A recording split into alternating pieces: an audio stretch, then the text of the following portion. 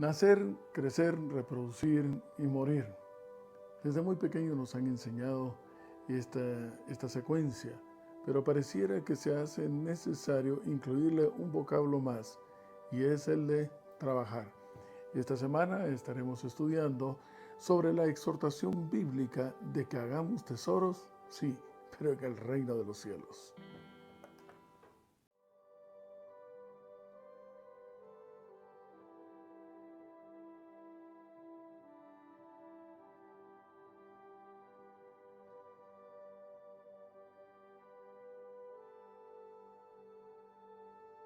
Me encuentro en el libro de Mateo, el capítulo 8 y el verso 20. Si usted me acompaña, Mateo capítulo 8, verso 20. Y la palabra de Dios dice, y Jesús les dijo, las zorras tienen guaridas y las aves del cielo nidos, mas el Hijo del Hombre no tiene dónde recostar su cabeza. Realmente, pues no tenía nada. Quizás porque él estaba siguiendo el principio de Mateo capítulo 10, ese que hemos estado estudiando la semana pasada, respecto a la exhortación que se les hace a los misioneros, a los discípulos, a los llamados pastores de aquella época e incluso de la nuestra, porque los principios cuando vienen de Dios son eternos, son para siempre. ¿Y cuál es? Oye, no te preocupes por ti, preocúpate por hacer para Dios lo que Él quiere y Él se ocupará de ti lo que tú necesitas, dado que, recordarán ustedes, no se ha visto justo desamparado, ni a su simiente que mendigue pan. Y esa es la razón por la cual los discípulos no buscaban tener un patrimonio personal. Es que estaban de paso. La misión era tan importante que no daba tiempo para poder estar haciendo cualquier otra cosa. Esto nos indica entonces que es una enorme equivocación la que la sociedad del mundo nos ha querido tratar de contagiar cuando asociamos a la palabra éxito con la acumulación de bienes o de tener un gran patrimonio. Y creemos que la persona que tiene entre más bienes y más posibilidades económicas, más éxito ha tenido. Si esto fuese verdad, entonces diríamos que el Señor fue un fracasado, porque a la luz del verso que hemos iniciado nuestra reflexión en esta oportunidad, el Señor ni siquiera se preocupó de buscar tener una almohada en donde recostar su cabeza. Ahora bien, apreciados amigos, y tú que estás poniendo atención al mensaje en esta oportunidad, si en algún momento te has sentido desplazado, si en algún momento te has sentido quizás minimizado por la sociedad que te está rodeando, porque no terminaste la universidad o quizás tienes apenas un estudio básico, primario, ¿qué más da?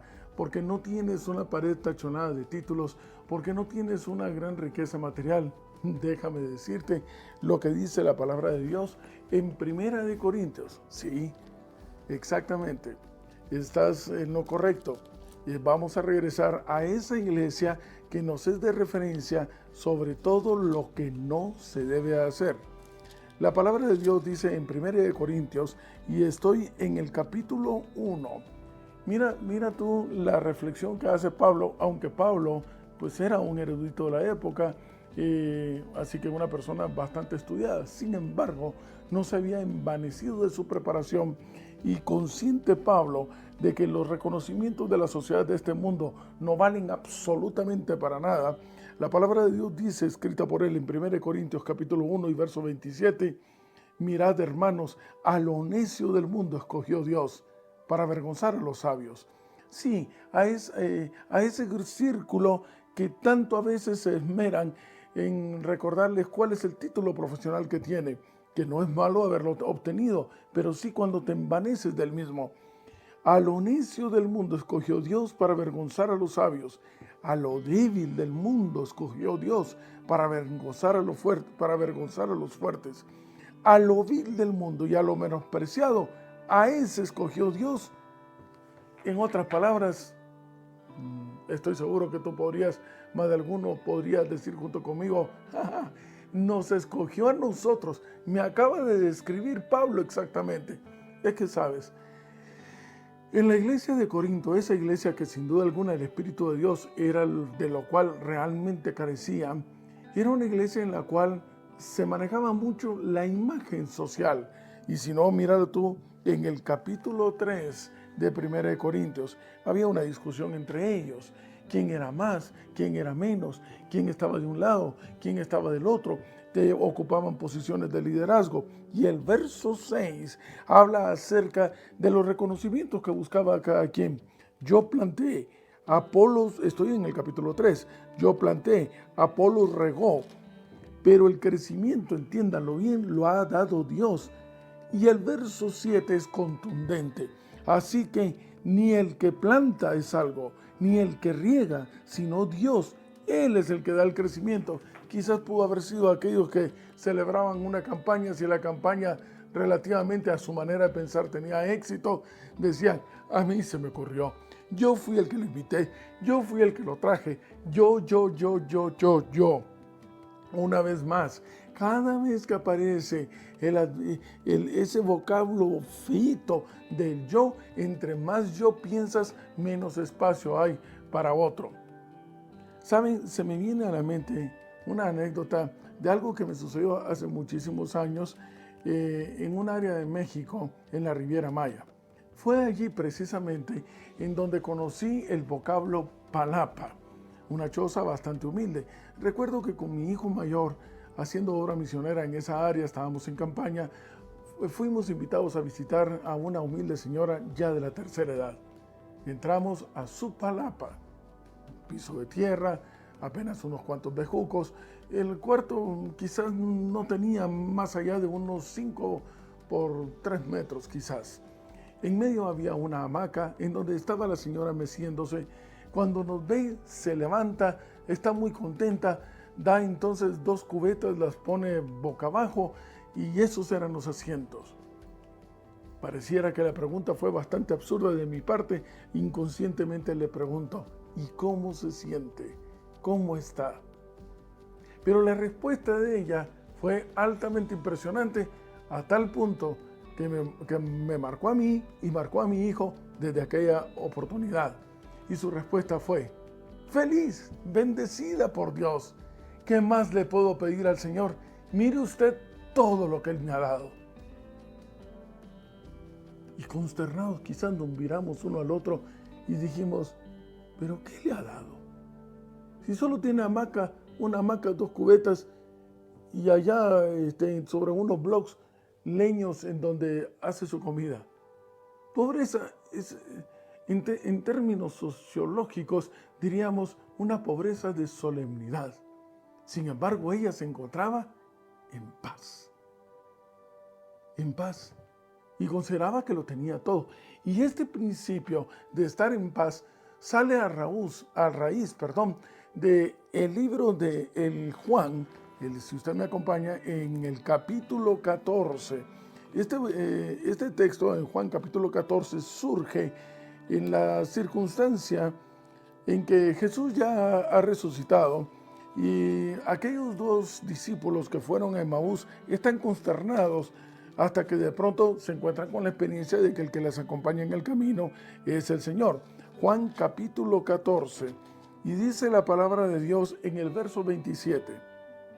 Se presenta el Señor ante los discípulos que estaban consternados porque el Señor había sido asesinado, pero 3 días después resucitó. No lo ven sino hasta en este momento. Verso 27. La paz os dejo, les dice el Señor. Es mi paz la que os doy. Atiendan, yo no la doy como el mundo la da. Así que no se turbe vuestro corazón, ni tenga miedo. Y esto es una importantísima lección. Varias veces lo hemos comentado y esta se hace propicia una vez más. No es precisamente la última atracción del mundo que ha inventado el mundo lo que realmente nos dará la felicidad. No llenará tu corazón si logras alcanzar el sueño de tal o X proyecto, porque detrás de él No, ni siquiera lo habrás terminado y ya estarás ideando otro. No es cuando tengas la casa de tus sueños. No es cuando tengas la cifra en el banco ahorrada que tú quisieras. No es cuando andes en el vehículo que tú deseas. No, la pieza que le hace falta, hemos dicho, al rompecabezas de nuestra vida, nos lleva el nombre de una marca comercial, no importa cuál sea.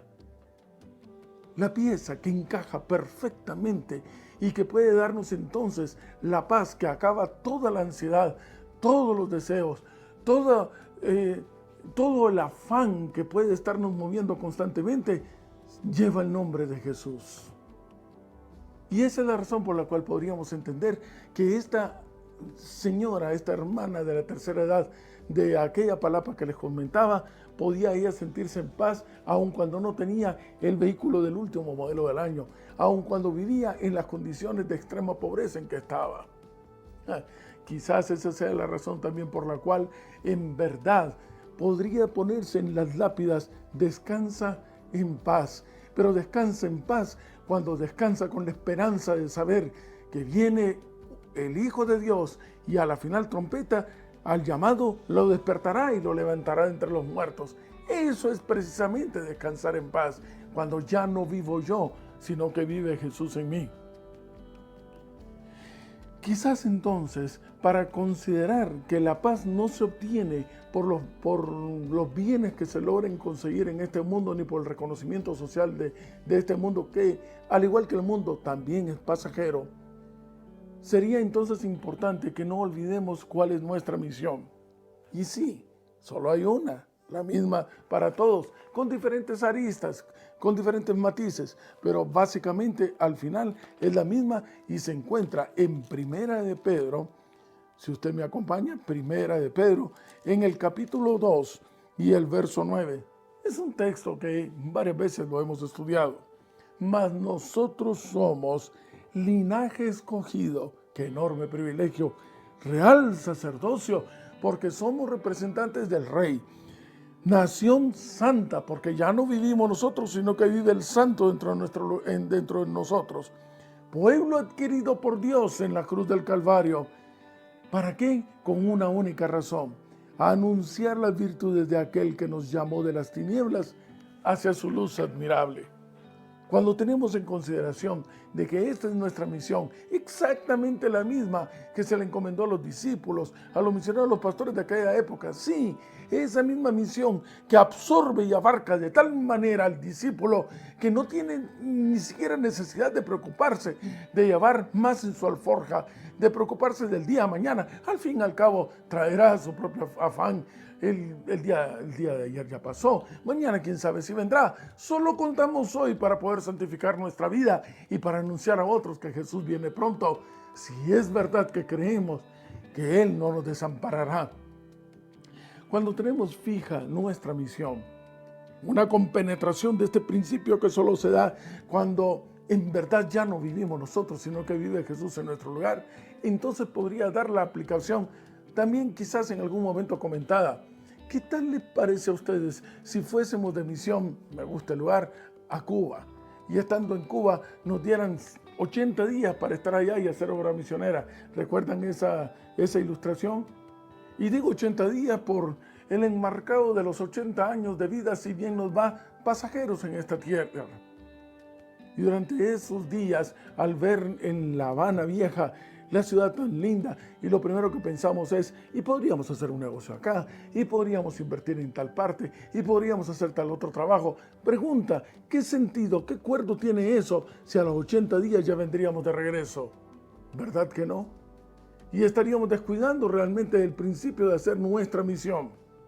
Una misión que le pertenece, insisto, no solamente a aquellos que han estudiado teología y que oficialmente se les considera como pastores de una grey, sino a todo aquel que ha sido llamado a ser sacerdote real, a ti, a mí, y todo aquel que se deja usar por el Espíritu del Señor. ¿Qué sentido tiene? La palabra de Dios dice en Salmos, en el capítulo 103, el verso 15 y 16. Si usted me acompaña, estoy en Salmos. Qué libro más extraordinario este, con la sabiduría tan profunda que le acompaña. Estoy en Salmos capítulo 103, verso 15 y 16. Y dice la palabra de Dios: el hombre como la hierba son sus días, florece como la flor del campo, pero viene el viento, pasa por ella y perece, y su lugar no se conoce más. Así de efímeros somos nosotros. ¿No es cierto acaso que no te parece como que apenas fue ayer y ya han pasado 20, 30 años? Como decía el tango, ¿verdad? Tantos años pues no son nada. Sí. ¿Sabes tú que esta lección, el de aprovechar el día de hoy y olvidarse del afán, la aprende mucho perfectamente el paciente oncológico? Porque, bueno, hace más de 20 años, en relación a este episodio con paciente oncológico, recuerdo que vi a este familiar muy amado, enfermo de cáncer, que de pronto viendo hacia la ventana me dice: hazte un lado, déjame seguir viendo al ave que está ahí. Pero mira, si es un zanate, ¿no? No. Observen bien que en el negro medio azul profundo que tiene, conforme le da el sol, qué brillo tan especial. Y hazte un lado, mira el césped, las hojas, todo aquello que habíamos pasado inadvertido porque nos parecía trivial, ahora era de suma importancia. Y la pregunta es, ¿por qué? Es que no sé si estaré con vida el día de mañana. Así que el paciente oncológico aprende a apreciar el día de hoy. Es que mañana quién sabe si vendrá. Hoy, al igual que el judío, para aprender a decirle en la noche a sus hijos, no buenas noches, sino adiós, y sin olvidar de decirle te amo. Por eso, encomendar nuestra alma a aquel que en paz permitirá que nos acostemos y así durmamos, porque estamos expuestos y pendientes a simplemente su abrigo, el que habita el abrigo del Omnipotente. Ahora bien, apreciados amigos y hermanos, esto es un principio que se le da a Abraham, que se le dio a Noé. El de abandonar todas las cosas, pero él pudo haber dicho, es que me voy de mi patria, de Ur de los Caldeos. Pero un momento, ¿dónde está realmente tu patria y la mía? Y para esto hay una reflexión importante que se encuentra en el libro de Esdras, que como siempre tengo ya señalado como último texto a considerar. Esdras capítulo 8, verso 15. El contexto es que Darío le da entonces autorización a Esdras, el escriba, para que empiece a reunir a todo el pueblo y regresen a Jerusalén. Han pasado más de 70 años de esclavitud. En 70 años cuántas cosas no se hacen. Tienes hasta nietos. Has hecho, de acuerdo a las reglas de este mundo, de las personas que tienen éxito, pues todo un patrimonio. Pero la palabra de Dios dice en Esdras, en el capítulo 8 y verso 15, dentro de la mentalidad que también movía a Daniel, que estaba ansioso de regresar a casa, los reuní junto al río que viene de Ahava y acampamos allí 3 días. Y habiendo buscado entre el pueblo a los sacerdotes, no hallé allí a ninguno de los hijos de Leví.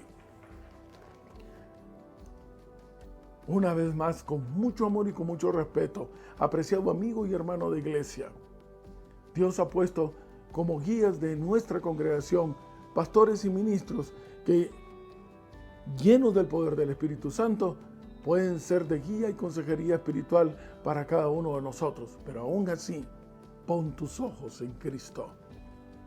Porque incluso algunos de ellos pueden eventualmente sucumbir entonces a los afanes de este mundo y olvidarse que aquí solo estamos de paso, que somos peregrinos, que debemos recordar el texto que es básico para las reflexiones de cada una de estas semanas y que se encuentra en Filipenses capítulo 3, verso 20. Atención, amigos, hermanos, iglesia, apreciados pastores, evangelistas y todos aquellos que tienen parte dentro de esta gran obra de decir que Jesús viene pronto. Nuestra ciudadanía está en el reino de los cielos y por lo tanto simplemente somos peregrinos. Y esa es la razón para que al estar conscientes de que nuestros tesoros están allá, donde el orín y el hollín no los corrompen ni los echa a destruir, porque son eternos. Ese es el afán que nos mueve a decir que vamos de regreso a casa. Allá está nuestra patria. Este simplemente ha sido una pequeña pausa, si bien nos va, de 80 años. Y es precisamente aquí, en este conjunto de libros, en donde encontramos el mapa que nos indicará la ruta a seguir para llegar, sin duda alguna, a Puerto Seguro, nuestro hogar.